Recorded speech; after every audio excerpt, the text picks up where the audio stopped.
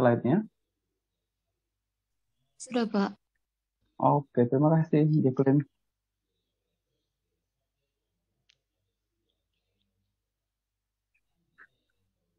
Nah, seperti yang sudah kita pelajari sebelumnya, kalau kebisingan itu ternyata tidak hanya memberikan dampak positif, di mana kita bisa berkomunikasi, kita bisa mengerti satu dengan lainnya, kita bisa merasakan bahaya yang ada di sekitar kita.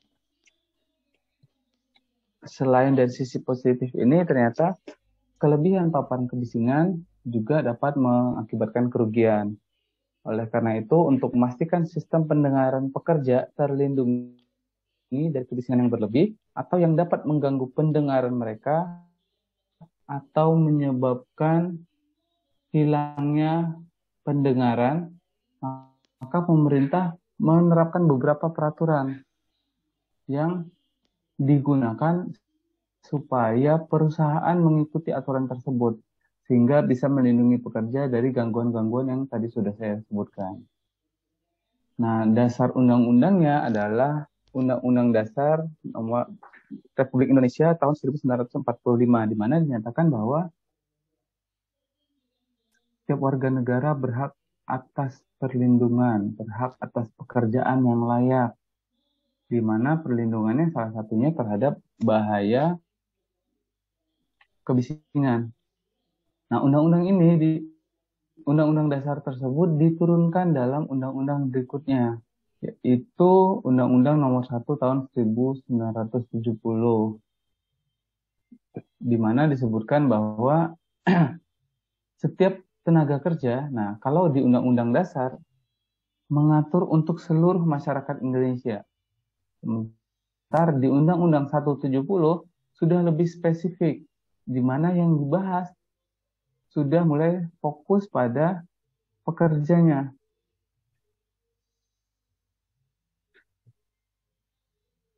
Bahwa setiap tenaga kerja berhak mendapat perlindungan atas keselamatannya dalam melakukan pekerjaan untuk kesejahteraan hidup dan meningkatkan produksi serta produktivitas nasional. Bahwa setiap orang lain yang berada di tempat kerja perlu terjamin pula keselamatannya. Jadi meskipun yang dibahas adalah pekerja secara khusus, akan tetapi orang-orang yang berada di area tersebut juga harus dilindungi keselamatannya. Nah, siapa aja nih orang-orang yang dianggap sebagai orang lainnya? Yang pertama ada tamu, yang jelas, yang pasti dia adalah orang luar yang tidak tahu bagaimana kondisi di perusahaan. Kemudian ada manajemen, pekerja mungkin tahu bahaya di area kerjanya, akan tetapi manajemen yang mereka bukan tempatnya di area tersebut bisa jadi juga tidak mengetahui bahaya di area yang mereka datangi.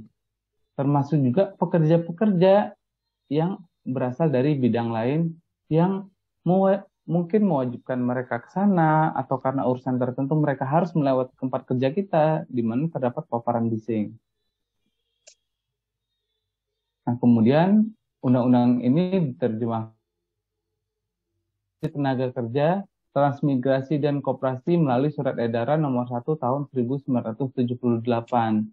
Dalam surat edaran ini ditentukanlah NAB kebisingan di tempat kerja, nilai ambang batas. Karena bekerja itu normalnya 8 jam, maka paparan kebisingan selama 8 jam tersebut ditentukan maksimal hanya 85 desibel.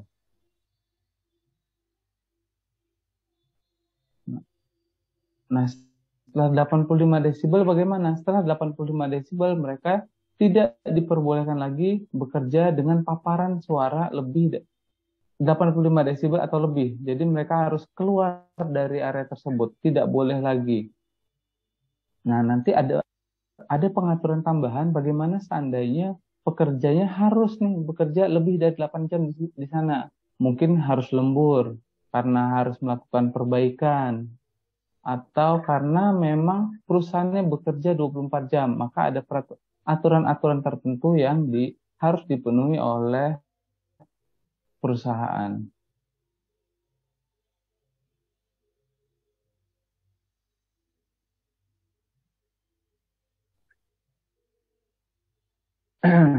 Kalau surat edaran ini mengenai nilai ambang batasnya, nah pemerintah juga melakukan pengaturan terhadap pemenuhannya. Apakah perusahaan akan melaksanakannya atau tidak, juga diatur oleh pemerintah. Oleh karena itu, pemerintah mewajibkan dalam peraturannya Permenaker nomor 5 tahun perusahaan. Mereka-mereka yang punya pekerja yang banyak, lebih dari 100 orang, atau perusahaannya mempunyai karyawan kurang dari 100, tapi memiliki risiko dan bahaya tinggi di tempat kerjanya, wajib menerapkan sistem manajemen K3 di tempat kerja. Nah, sistem manajemen ini mewajibkan perusahaan salah satunya untuk mengidentifikasi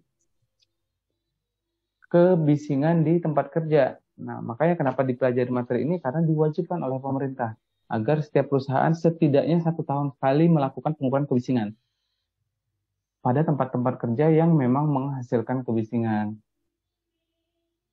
Nah, kemudian Permenaker ini, yang Permenaker nomor 5 tahun 96, diperbaharui lagi karena perkembangan zaman dianggap Permenaker ini tidak lagi relevan dengan keadaan sekarang. Maka diperbaharuilah peraturan sistem manajemen K3 kita dengan peraturan yang lebih tinggi, tidak lagi Permenaker tapi peraturan pemerintah nomor 50 tahun 2012. Ada beberapa perubahan, kan, tetapi perubahan itu tidak menghilangkan kewajiban perusahaan untuk melakukan identifikasi kebisingan di tempat kerja.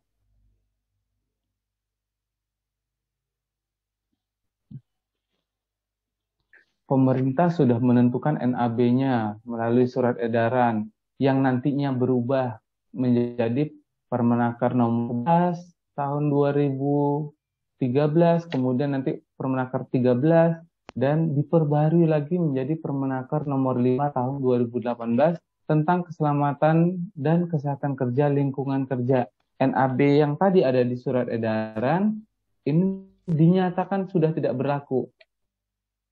Jadi NAB-nya mengikuti peraturan Menaker yang sekarang, di mana sebenarnya nilai ambang batas untuk kebisingan tidak berubah, akan tetapi ada variabel-variabel bahaya lain yang harus diukur, akan tetapi ada nilainya yang berubah. Maka kalau ditanyakan peraturan mana yang kita ikuti, kita mengikuti peraturan yang terbaru. Meskipun surat edaran sudah ada, tapi tidak lagi diberlakukan di Indonesia. Kita mengikuti Permenaker nomor 5 tahun 2018. Nah, NAB-nya sudah ditentukan oleh pemerintah. Sistemnya juga memastikan perusahaan juga harus melakukan pengukuran. Nah, untuk apa? Untuk melindungi tenaga kerja melalui Undang-Undang nomor 13 tahun 2003 yang menyatakan bahwa pekerja harus terjamin keselamatannya, harus bisa bekerja dengan aman, harus bisa merasa nyaman selama berada di tempat kerja.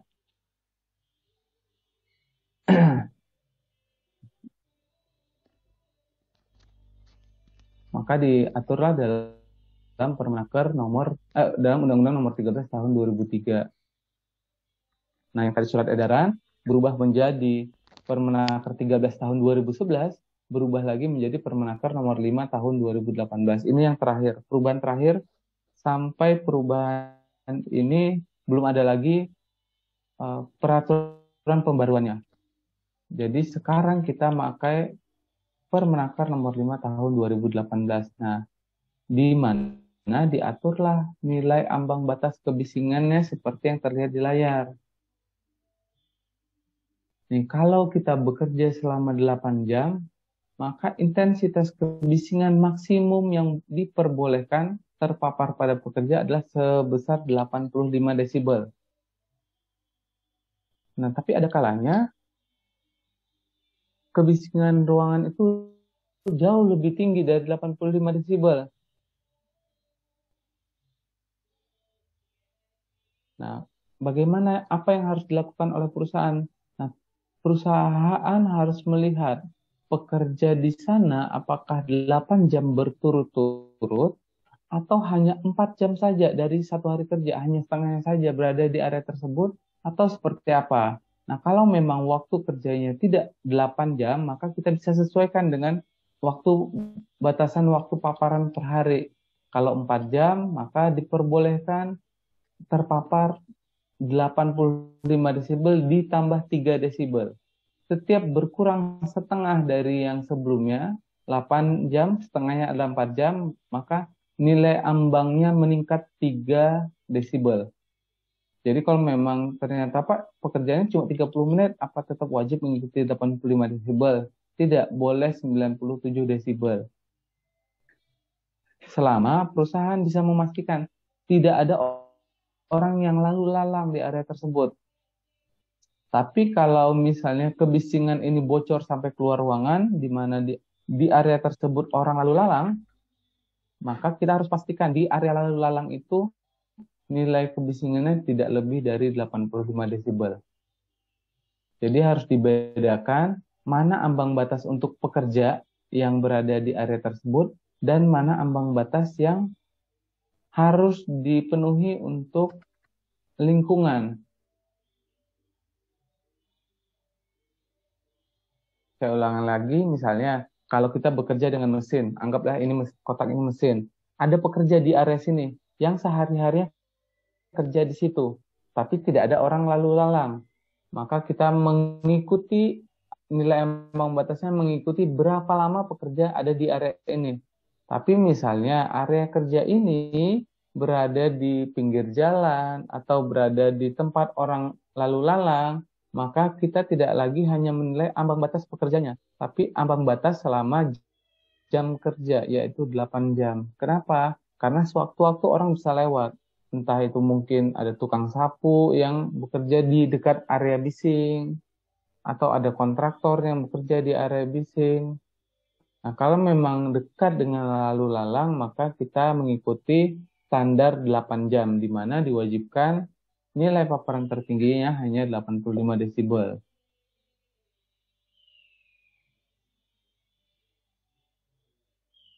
Nah, beberapa negara mungkin tidak sama dengan negara kita. Di USA, mereka pakai standar dari OSHA, di mana kalau yang OSHA dari Amerika, mereka mempunyai nilai ambang batasnya sama seperti Indonesia, menggunakan nilai maksimum 85. Oke. Kalau OSHA bilang di 85 desibel itu masih boleh, tapi perusahaan harus bisa memberikan perlindungan. Akan tetapi nilai ambang batasnya atau permissible exposure limitnya di 90 desibel. Jadi mereka nilai ambang batasnya 5 desibel lebih tinggi dibandingkan dengan Indonesia. Nah, kenapa kita harus tahu nilai ambang batas yang dipakai di negara lain? Karena ada kalanya perusahaan kita bekerja sama nih. Kita perusahaannya bergerak di multinasional, tidak hanya dalam negeri, tapi juga meng-hire ekspor dari luar negeri.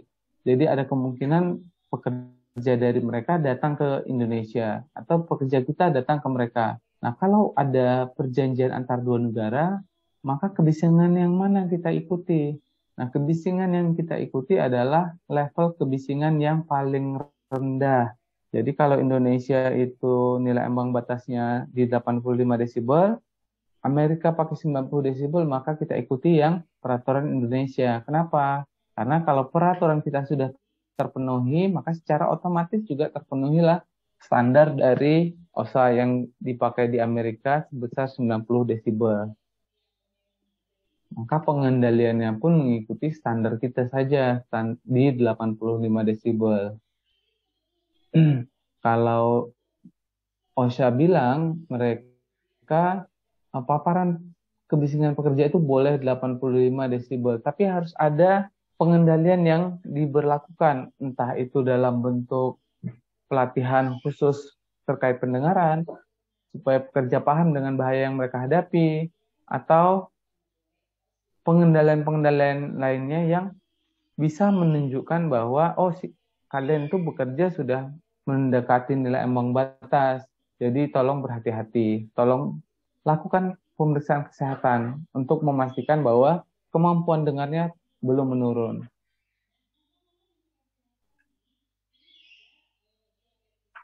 Nah, kalau sudah masuk ke nilai ambang batas di 90 desibel ini, pada batas ini pekerja sudah wajib menggunakan pelindung telinga.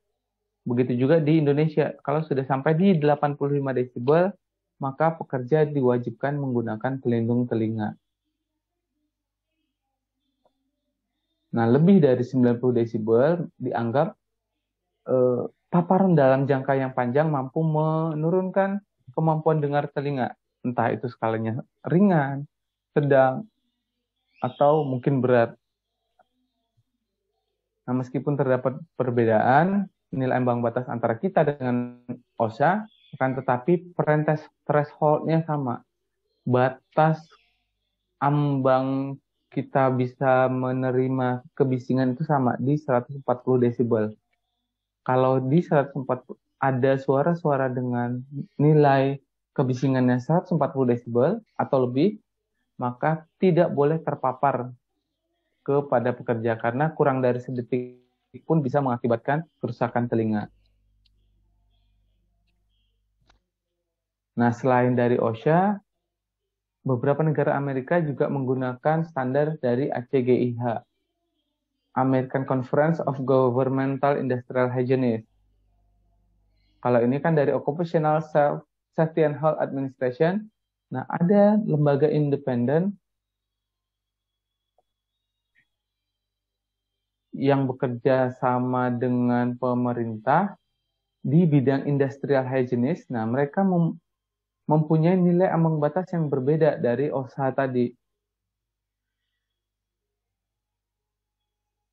Nah, ambang batasnya dibedakan dari berapa lama paparannya. Nah, untuk paparan 8 jam, mereka mengizinkan di 85 desibel. Kalau paparannya 16 jam, diizinkan di 82 desibel. Nah, kalau teman-teman perhatikan, nilai ambang batasnya sama nih dengan Indonesia. Setiap kenaikan penurunan setengahnya, maka nilai ambang batasnya bertambah 3 desibel. Begitu juga sebaliknya. Kalau nilai ambang batasnya meningkat 2 kali lipatnya, kalau durasinya meningkat 2 kali lipatnya, maka nilai ambang batasnya berkurang 3 desibel.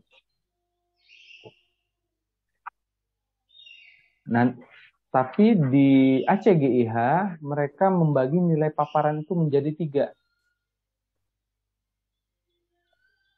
Ada yang namanya TLV, Threshold Limit Value, nilai ambang batas selama 8 jam kerja. Jadi 8 jam kerja tidak boleh melebihi standar ini. TLV ini adalah nilai paparan selama pekerja melakukan pekerjaannya. Kalau memang 8 jam, maka mengikuti nilai 85 desibel. Kalau bekerjanya 16 jam, maka paparannya di 82 desibel. Nah, berapa ambang batasnya mengikuti berapa lama mereka bekerja. Kemudian ada paparan yang namanya STEL, Short Time Exposure Limit. Paparan kebisingan yang dirasakan selama lebih kurang 15 menit. STEL itu adalah paparan kebisingan selama 15 menit. Nah, STEL-nya berapa? STEL itu adalah yang ini, yang paling bawah. 15 menit, nilai paparan tertingginya adalah 100 desibel. Nah, STEL ini manfaatnya apa? Seperti yang tadi saya jelaskan, misalnya ada tempat kerja. Tempat kerja ini berada di tempat orang lalu lalang. Nah, kalau orang lalu lalang ini bisa kita pastikan tidak ada orang yang sama yang lewat setiap hari, atau ada orang lewat yang sama, tapi kalau dijumlahkan, dia menghampiri area kerja kita ini tidak lebih dari 15 menit, maka kita bisa memakai nilai ambang batas yang STEL, kalau kita pakai ACGIH, yaitu 100 desibel. Jadi, bising mesinnya diizinkan sampai 100 desibel. Ada lagi nilai ambang batas ceiling atau C. Ceiling ini adalah nilai ambang batas kebisingan di mana tidak boleh ada pekerja yang terpapar meskipun hanya sesaat sailing itu. Nah, untuk nilai exposure sailing adalah 140 desibel. Jadi kalau threshold limit value adalah NAB untuk selama jam dia bekerja di area kebisingan. Kalau STEL adalah paparan selama 15 menit, tadi 100 desibel, sementara sailing adalah paparan sesaat. Ini dimanfaatkan nanti untuk tempat-tempat kerja yang di area tersebut dilakukan peledakan. Peledakan itu kan tidak lebih dari 5 detik, hanya sekitar 2-5 detik paling lama. Maka kita kalau ada pekerjaan dengan ledakan tidak relevan lagi kalau kita pakai TLV ataupun STEL. Maka kita nilai paparan yang kita ikuti adalah nilai paparan sailing. Kalau kita mengetahui nilai paparannya, maka kita bisa mengetahui jenis pengendalian apa yang tepat untuk kondisi-kondisi yang ada di tempat kerja. Nah, ini contoh peraturan yang dianut oleh Singapura dan Amerika, ACGH, menentukan berapa sih paparan bisingnya untuk setiap lama pekerja di tempat kerja kita. Nah, kalau di Singapura, sebaliknya, mereka menentukan untuk setiap level kebisingan maksimal boleh bekerja selama berapa jam. Jadi ini dibalik nih. Nah, kalau paparan kebisingan dari alatnya 82 jam berdasarkan peraturan Singapura, boleh bekerja di area tersebut selama 16 jam. Kalau 83 desibel boleh bekerja 12 jam 42 menit dan seterusnya sampai 93 desibel. Di 93 desibel boleh bekerja selama 1 jam 16 menit. Nah, kalau kita normalnya 8 jam, nih normal kita 8 jam kerja. Ternyata nilai kebisingannya sama dengan kita. Kalau 8 jam masih diizinkan untuk 85 desibel.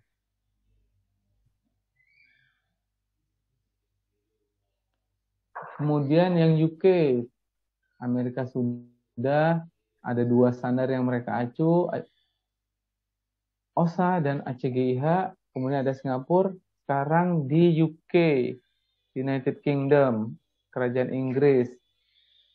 Nah, kalau di Inggris ada sedikit perbedaan nih.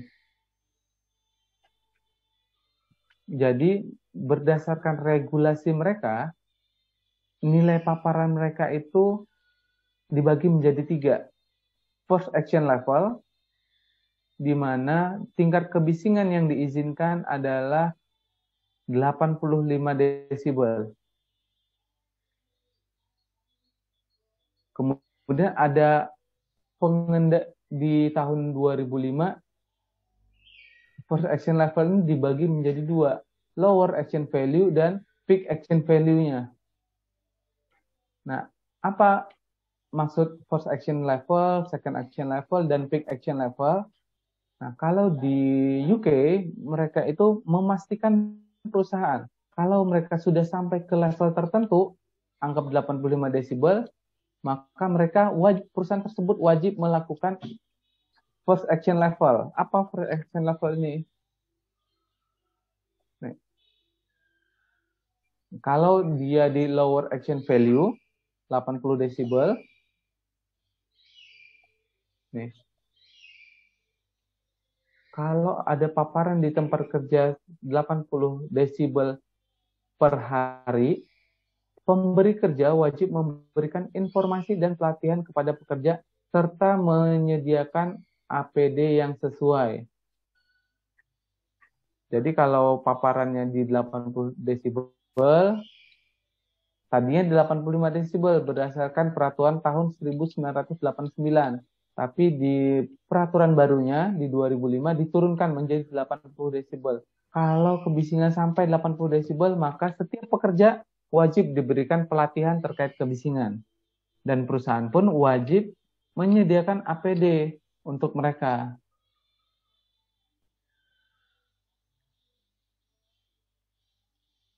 Nah, kalau di second action level, di 85 desibel, ini adalah upper action value. Upper action value apa yang harus dilakukan? Nah, kalau pajanannya mencapai 85 desibel, maka pemberi kerja wajib melakukan tindakan pengendalian, baik rekayasa teknis atau pengendalian teknis untuk mengurangi tingkat kebisingannya. Jadi kalau 85 desibel, perusahaan itu wajib melaksanakan upper exposure action value, second action level. Jadi tidak hanya memberikan pelatihan, tidak hanya menyediakan APD, tapi juga wajib melakukan pengendalian supaya nilainya turun lebih rendah dari 85 desibel. Dan selama pengendalian belum dilakukan, APD-nya wajib dipakai oleh pekerja. Jadi kalau mereka berada di area kebisingan dengan 85 desibel, wajib pakai APD. Atau kalau tidak mau pakai APD, tidak mau mewajibkan, harus diturunkan dulu nih tingkat kebisingannya.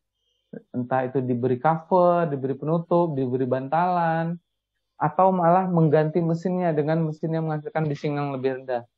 Di pengendaliannya diserahkan kepada perusahaan mau seperti apa. Nah, peak action level adalah nilai tertinggi. Peak action itu nilai tertinggi yang diizinkan, 140 desibel. Sama untuk nilai tertinggi, batas tertingginya di 140 desibel. Karena sudah dilakukan banyak penelitian sehingga disepakati oleh banyak negara, tingkat paparan kebisingan di tempat kerja tidak boleh melebihi 140 desibel. Kalau sudah ke exposure limit value, kebisingan di 87 desibel, pekerja tidak boleh terpajan tanpa menggunakan APD. Ini exposure limit value di 87 desibel.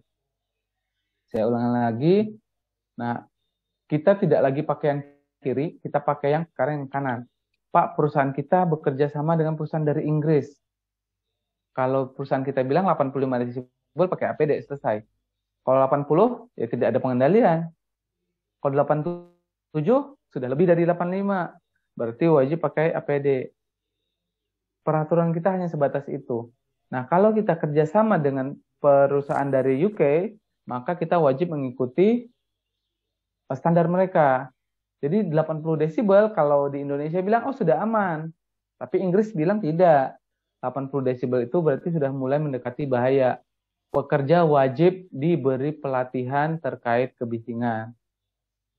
Maka kalau kita bekerja sama dengan perusahaan mereka, dari negara mereka, maka kita harus menyediakan pelatihan terkait kebisingan. Biasanya pelatihan tersebut diwajibkan minimal 1 kali setahun dan di tahun depannya dilakukan pelatihan penyegaran. Pelatihan ini bisa kita adakan secara internal kalau memang kita sudah tersertifikasi industrial hygienist, baik itu HIMU, HIMA, ataupun HIU. HIMU itu adalah hygiene industrial muda, HIMA itu untuk level yang madya, industrial hygiene, kalau kita itu namanya HIMU, hygiene industri muda, HIMA hygiene industri madya, dan HIU hygiene industri utama. Nah, kita perlu sertifikasi ini kalau ingin bisa melakukan pelatihan secara internal perusahaan. Jadi perusahaan mengutus kita untuk mengikuti pelatihannya, nanti kita disertifikasi oleh Kemnaker. Nah, dengan adanya sertifikasi ini menandakan bahwa kita adalah orang yang kompeten terkait hygiene industri di perusahaan, termasuk terkait kebisingan. Jadi kalau kita sudah punya sertifikat ini, kita bisa bekerja sebagai pelatih untuk kebisingan. Nah, ini tidak bermanfaat hanya di tempat kerja kita, tapi kita nanti juga bisa bekerja sama dengan PJK 3, perusahaan jasa K3, misalnya untuk pengukuran lingkungan kerja. Pengukuran lingkungan kerja itu berdasarkan peraturan menteri, wajib orang yang kompeten, yang dibuktikan dengan adanya sertifikasi. Nah, selain sertifikasi Himu, Hima, Hiu, teman-teman juga bisa melengkapi lagi dengan sertifikasi ahli K3 lingkungan kerja. Nah, kalau sudah punya sertifikat ini, maka teman-teman sudah kompeten nih, diakui kemampuannya untuk berbicara, untuk mengidentifikasi, untuk menganalisa terkait bahaya-bahaya lingkungan kerja. Salah satunya adalah kebisingan yang sedang kita bahas sekarang. Sampai di sini ada yang mau ditanyakan? Silakan kalau ada yang mau ditanyakan. Oke.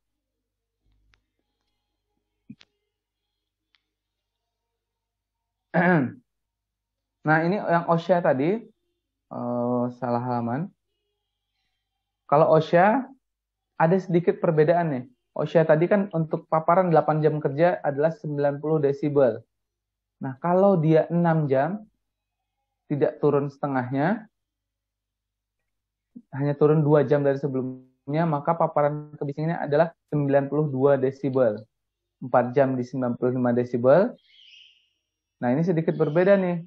Kalau tadi peraturan kita bilang, setiap exposure yang tengah dari sebelumnya, nilai paparan yang diizinkan bertambah 3 desibel. Tapi kalau di OSHA tidak mengikuti peraturan tersebut. Nah, kalau dari 8 jam ke 4 jam, mereka bertambah bahkan sampai 5 desibel. Kadang yang jadi pertanyaan begini, di peraturan hanya diizinkan untuk 8 jam kerja, hanya untuk 6 jam kerja. Yang jadi pertanyaan adalah bagaimana kok kerjanya 7 jam? Kita ikut yang mana? 90 desibel atau 92 desibel? Atau 91 desibel karena 7 jam ada di tengah-tengah. Menurut teman-teman, ikut yang mana? Boleh di kolom chat, ditulis, boleh ngomong langsung, silahkan. Kalau anggaplah kita mengikuti peraturan dari OSHA, kita bekerja selama 7 jam per hari, atau ada pekerja yang bekerja selama 7 jam per hari. Kira-kira mana yang diikutkan? 90 desibel kah? 92 desibel kah? Atau kita bikin sendiri di 91 desibel? Coba silakan ajukan pendapatnya. Menurut teman-teman, kita mengikuti peraturan yang mana? Boleh, silakan chat. Silakan tuliskan pendapatnya. Di berapa desibel kalau kerjanya selama 7 jam?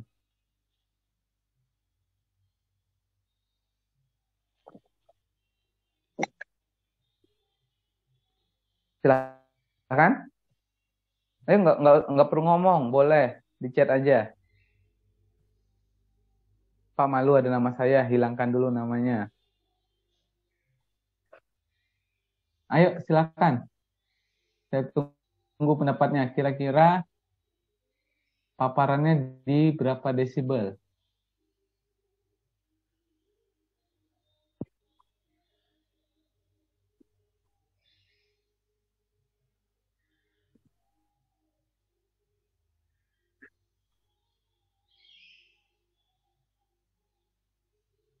Oke, Zidan bilang di 90 desibel, mengikuti yang 8 jam kerja.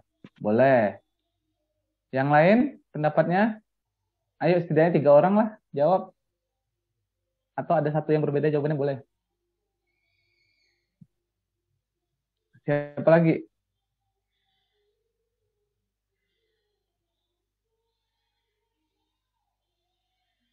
Ayo, setelah ini kita kerja loh. Jadi teman-teman, setelah dari sini, itu tidak setelah lulus dari Tamrin, kan teman-teman tidak hanya tiduran di rumah, teman-teman harus kerja. Kerjanya nanti mungkin akan bekerja di bidang K3 sesuai dengan bidang pendidikannya. Nah, teman-teman nih nanti yang akan ditanyakan oleh pimpinan. Bapak, mungkin ada direktur yang tanya, Pak, tempat kita ini bising nih, kita perlu kendalikan atau tidak? Nah, teman-teman harus tahu jawabannya. Kalau teman-teman bilang tidak perlu dikendalikan, harus ada alasannya. Begitu juga kalau ini wajib dikendalikan, Pak. Teman-teman juga harus bisa memberikan alasannya. Makanya kita latih dari sekarang. Sebelum kita nanti menyesal di tempat kerja, kita coba dulu nih, kemukakan pendapatnya. Sehingga nanti kalau teman-teman ketemu permasalahan yang sama di tempat kerja, teman-teman sudah punya pengalaman nih pada saat perkuliahan. Bella Aulia bilang 90 desibel Pak, sama dengan Zidan. Ayo, ada yang pendapatnya lain? Silahkan. Ini Bella ada 2 nih, baru Bella Aulia yang berpartisipasi. Bella Apriliani, boleh silahkan pendapatnya. Kira-kira berapa desibel? Ada Ardi Agustiawan, Raden Faisal Dava, Sri Kartika, Rusdi Yogi. Ayo, jangan malu-malu. Kira-kira berapa nih? Kita bekerja 7 jam. Peraturan bilang kalau 8 jam 90 desibel. Kalau 6 jam 92 desibel. Kalau 7 jam berapa? Ayo, ada yang berbeda? Silahkan. Ayo dong.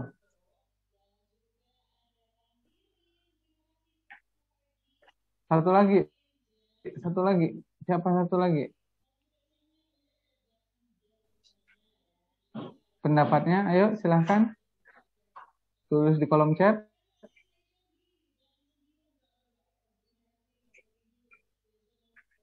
Halo, halo. Mana ini semester 6? Jangan-jangan nyalakan Zoom, tidur lagi. Ayo, satu lagi. Mana nih? Saya tunggu sampai ada satu lagi, baru kita lanjut. Ayo, satu lagi.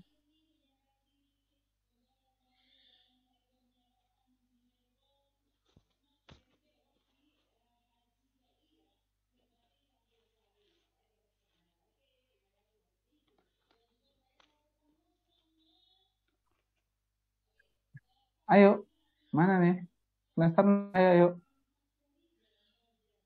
Calon-calon HSE supervisor loh ini. Silahkan. Mana nih manajer HSE? Ayo dong. Kemukakan pendapatnya silahkan, selagi tidak bayar. Kira-kira pemenuhnya berapa desibel? Nilai batasnya.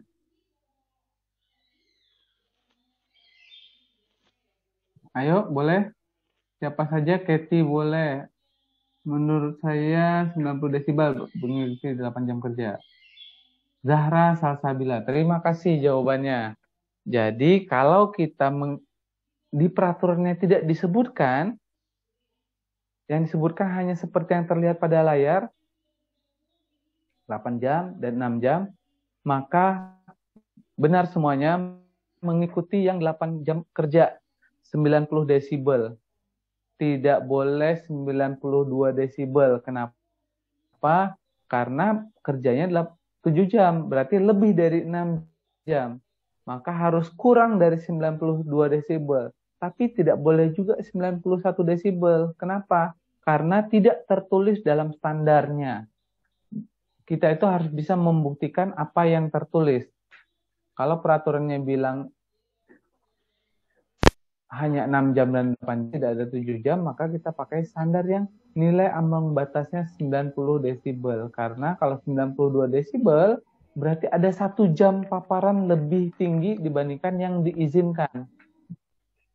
Maka kita mengikuti peraturan mana yang nilai ambangnya lebih kecil.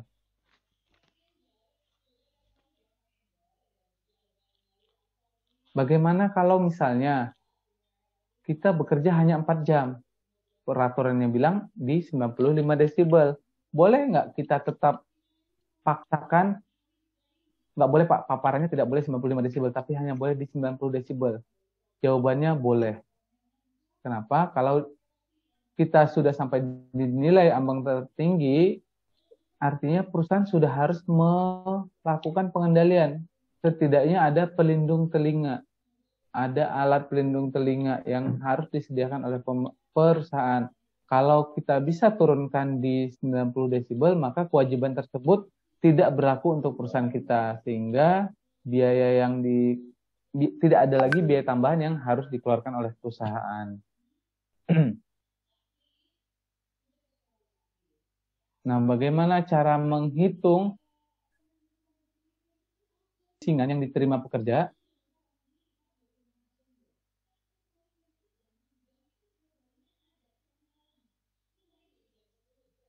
Kita akan melakukan pengukuran kebisingan itu biasanya pakai noise dosimeter. Kalau perusahaan tidak punya noise dosimeter, mungkin harganya yang terlalu mahal, di sekitar 20-an juta rupiah, maka kita bisa menggunakan sound level meter yang harganya lebih rendah. Nah, tapi sound level meter ini hanya mengukur getaran per detik. Oleh karena itu, kita harus, kalau ingin tahu berapa sih paparan yang diterima kerja, kita harus melakukan perhitungan dosis yang diterima oleh pekerja. Dengan menggunakan rumus yang terlihat pada layar, persen dosisnya adalah sigma C per T dikali 100. Karena persen, dia harus dikali dengan 100. Di mana C ini adalah waktu paparan aktualnya. Berapa lama sih pekerja itu bekerja dengan kebisingan tertentu? Nah, ini adalah C. Nah, sementara T-nya adalah waktu yang diizinkan sesuai peraturan pekerja terpapar kebisingan pada nilai desibel tertentu. Nah, maksudnya seperti apa? Nah, kita contohkan. Coba kalkulasikan berapa nilai kebisingan jika seorang pekerja terpajan 90 desibel selama 4 jam. Jadi pekerja kan bekerja 8 jam. Dia bekerja berpindah-pindah dari mesin satu ke mesin yang lain. Ternyata setelah dianalisa, setelah diidentifikasi, pekerja ini bekerja di mesin A. Mesin A mengeluarkan kebisingan sebesar 90 desibel dan pekerjanya bekerja selama 4 jam di area tersebut. Setelah itu dia pindah ke mesin yang lain, di mana bekerjanya hanya 2 jam. Sementara nilai kebisingannya berbeda, tadi 90, sekarang 95 desibel. Kemudian di 2 jam terakhir pekerja ini berpindah lagi. Anggaplah pekerja ini adalah pekerja bagian maintenance. Jadi dia harus perbaiki sehingga pindah-pindah. Nah, di mesin terakhir dia bekerja selama 2 jam dengan paparan 85 desibel. Artinya kan ini nilai paparannya berbeda-beda nih. 90 desibel 4 jam, 95 desibel 2 jam, 85 desibel 2 jam. Nah, kita ingin tahu apakah dosisnya ini masih sesuai dengan NAB, masih di bawah NAB atau tidak. Maka kita bisa menggunakan rumus yang tadi, sigma C per T. Nah, karena ada 3 tempat, maka C-nya pun ada 3, T-nya pun ada 3, C1, C2, dan C3, T1, T2, dan T3. Kita hitung dulu yang C1-nya.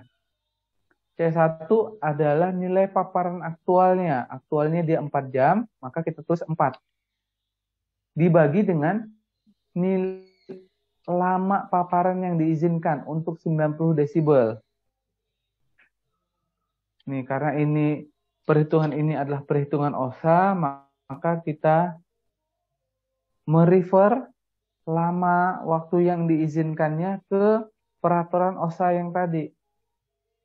90 desibel kita lihat. Di OSA bilang 90 desibel itu diizinkan selama 8 jam. 8 jam. Maka waktu aktual adalah 4 jam dibagi dengan 8. Ditambah C2 per T2. C2-nya waktu aktualnya adalah 2 jam. Maka kita tulis 2 per 95 desibel diizinkan berapa jam? 95 desibel diizinkan hanya 4 jam. 4 jam saja. Maka 2 per 4 ditambah 2 per... Nah, kalau 85 desibel berapa berdasarkan? Nah, kalau tidak ada di standar nih 85 desibel kan ini kan lebih rendah. Kita tidak bisa bilang 16 jam. Kenapa? Karena tidak diatur. Karena tidak diatur, maka kita anggap 85 desibel ini boleh terpapar pada pekerja sampai kapanpun. Maka kita kasih notasinya tidak terhingga. Artinya dia boleh sampai akhir jam kerja pun masih boleh. terpapar. Nah, maka kita hitung 4/8 ditambah 2/4 sama dengan 1, ditambah 2 dibagi dengan tak hingga adalah berapa? 2 dibagi tak hingga adalah 0,000000 sekian. Nah, dianggap 0 nilainya. Maka 8/8 dikali 100 sama dengan 100% permissible exposure limit.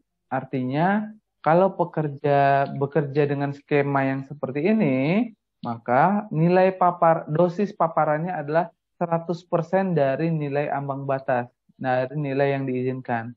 Kalau paparannya ada di garis batas, ada di 100%, maka dianggap melebihi nilai PEL, nilai NAB. Kalau melebihi nilai NAB, maka kita bisa rekomendasikan kepada perusahaan bahwa pekerja ini wajib diberikan alat pelindung telinga, wajib diberikan pelatihan agar dia tahu paparan bising yang diterimanya serta efek buruk dari paparan bising tersebut.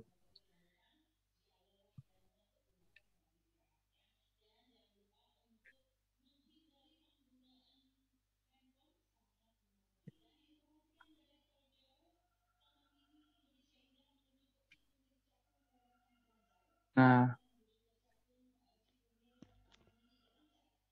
kalau tadi kasusnya ada 90 desibel selama 4 jam, 95 desibel, kita coba di kasus yang kedua. Seorang pekerja terpajan 80 desibel A selama 4 jam, kemudian dilanjutkan dengan 90 desibel A selama 2 jam dan 85 desibel A selama 2 jam. Tadi 90, kemudian 95, sekarang hanya 80 dan 90.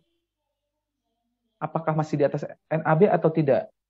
Maka dengan cara yang sama kita hitung, karena 80 desibel ini tidak tertulis dalam standar, maka dianggap diizinkan sepanjang waktu, atau kita pakai notasi tak terhingga.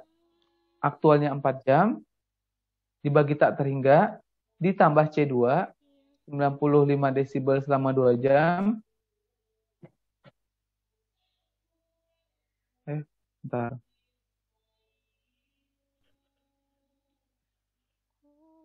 Kenapa dia pindah?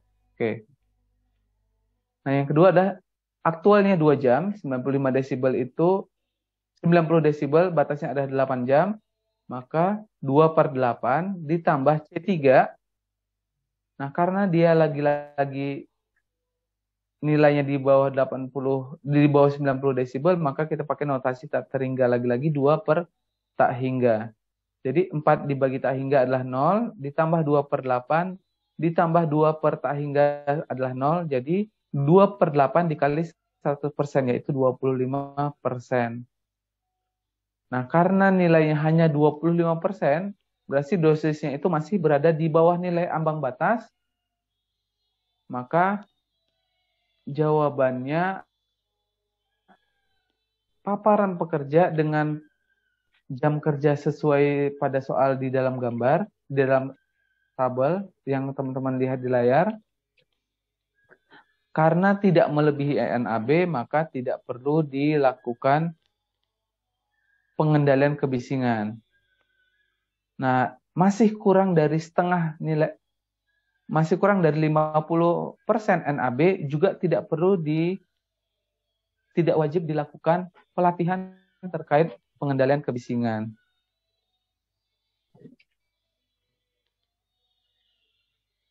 Nah, ini teman-teman boleh coba lagi. Kalau beda-beda, teman-teman boleh coba untuk nilai ambang batas yang berbeda-beda. Bagaimana hasilnya?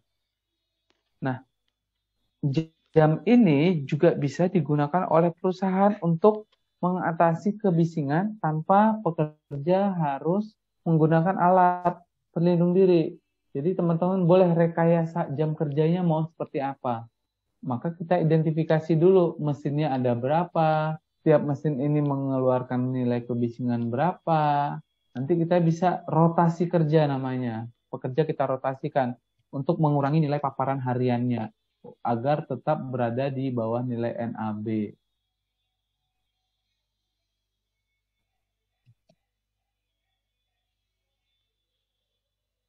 Nah, kalau berdasarkan OSHA, kalau dia 100% wajib diberikan APD, wajib diberikan pelatihan. Kalau dosis paparannya mencapai 50%, maka tidak wajib tidak wajib APD, akan tetapi harus diberikan pelatihan terkait kebisingan. Tapi kalau kurang dari 50 NAB, seperti yang pada contoh hanya 25%, maka tidak ada kewajiban baik menggunakan APD maupun menggunakan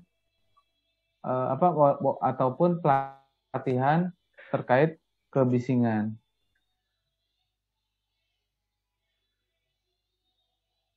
Ini slide-nya agak kacau, nanti saya perbaiki susunan slide-nya.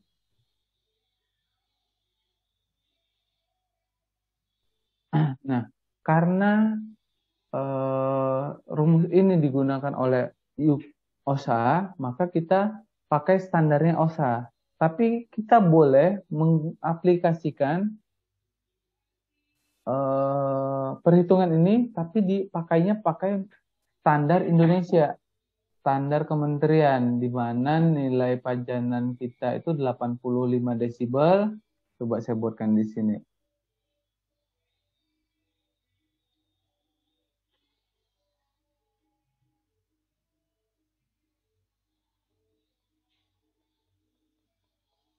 Tabel.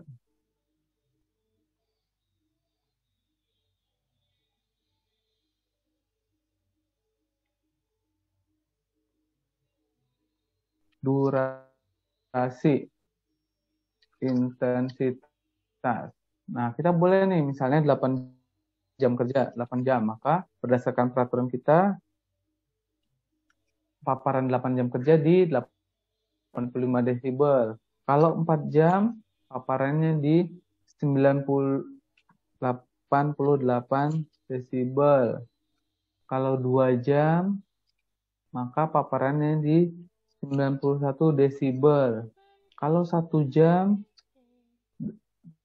paparannya di 91,3, 94 desibel. Kemudian 30 menit di 97 desibel. Nah, bagaimana kalau kita gunakan rumus OSHA tadi, tapi peraturannya mengikuti peraturan Indonesia? Nah, waktu kerjanya seperti apa? Waktu kerjanya kita pakai contoh yang ini. Contoh dosis untuk kasus yang sekarang. 80 desibel selama 4 jam. Kemudian 90 desibel selama 2 jam dan 85 desibel selama 2 jam. Apakah pekerja harus mengikuti hearing conservation program atau program pelatihan terkait pendengaran? Maka kita bisa hitung.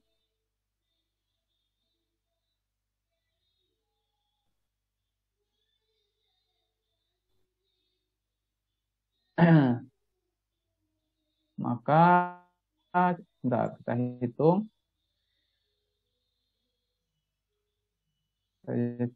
Biar tidak pindah-pindah slide, saya coba hitungnya di sini aja ya. Ini kita pindahkan ke atas.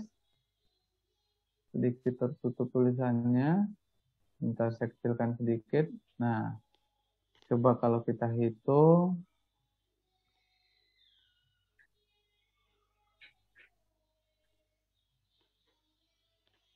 Nah, persen dosis sama dengan, buka kurung,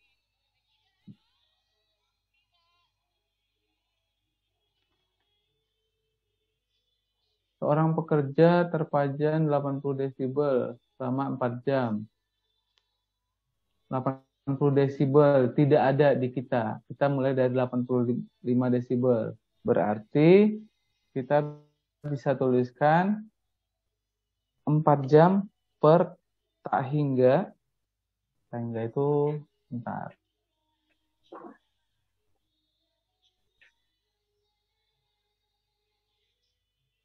Tak hingga itu gimana ya? Simbol.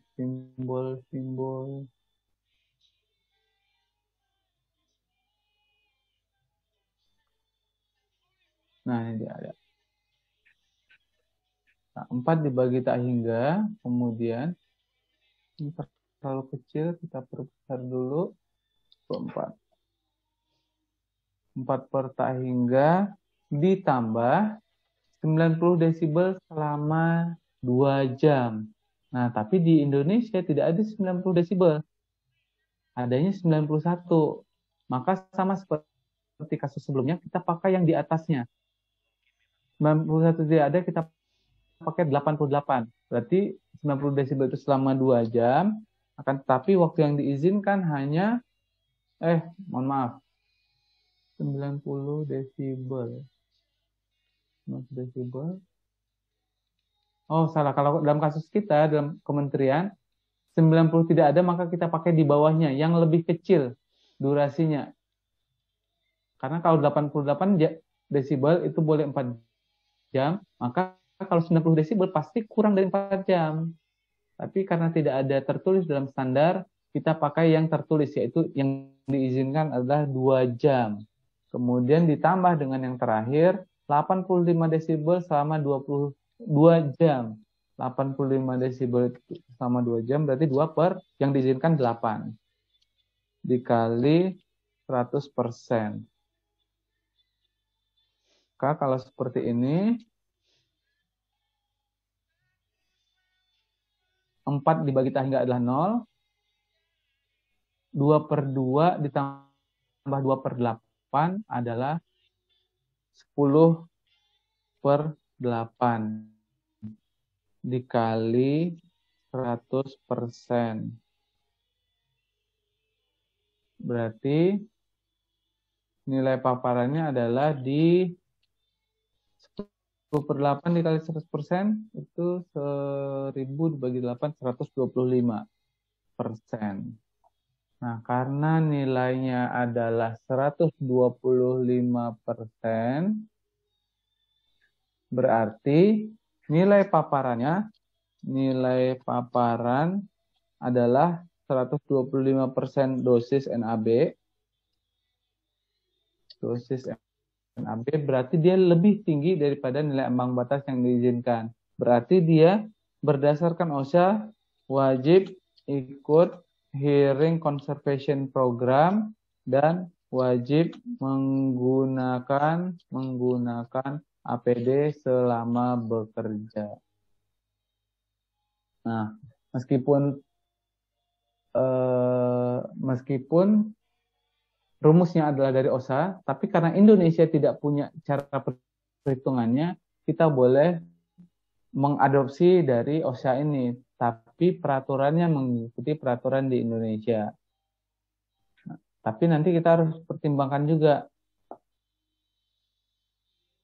Pertimbangannya, apakah perusahaan kita multinasional yang harus mengikuti peraturan dari 2 negara, atau kita hanya perusahaan lokal yang ada di Indonesia, jadi kita hanya mengikuti peraturan Indonesia. Nah, kalau ingin melakukan perhitungan ini, pastikan dulu peraturan mana yang mau kita pakai. Kalau dari 2 negara, maka ikuti peraturan yang lebih ketat. Ikuti peraturan yang nilai ambang batasnya lebih rendah. Setelah kita tahu nilai ambang batas mana yang mau kita pakai, barulah kita boleh melakukan perhitungan dosis kebisingan di tempat kerja. Oke, sekian pembahasan saya terkait regulasi dan perhitungan dosis kebisingan.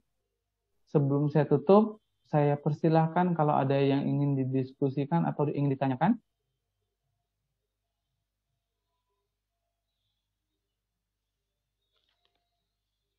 Sampai di sini ada yang mau ditanyakan? Kalau tidak ada, maka saya cukupkan sampai di sini perkuliahan kita untuk pekan ini. Terima kasih atas perhatiannya. Billahi taufiq wal hidayah. Assalamualaikum warahmatullahi wabarakatuh. Waalaikumsalam warahmatullahi wabarakatuh. Terima kasih banyak, Pak. Terima kasih. Untuk manajemen kebakaran, kita mulai lebih kurang 10 menit lagi ya. Siap, Pak. Baik, Pak.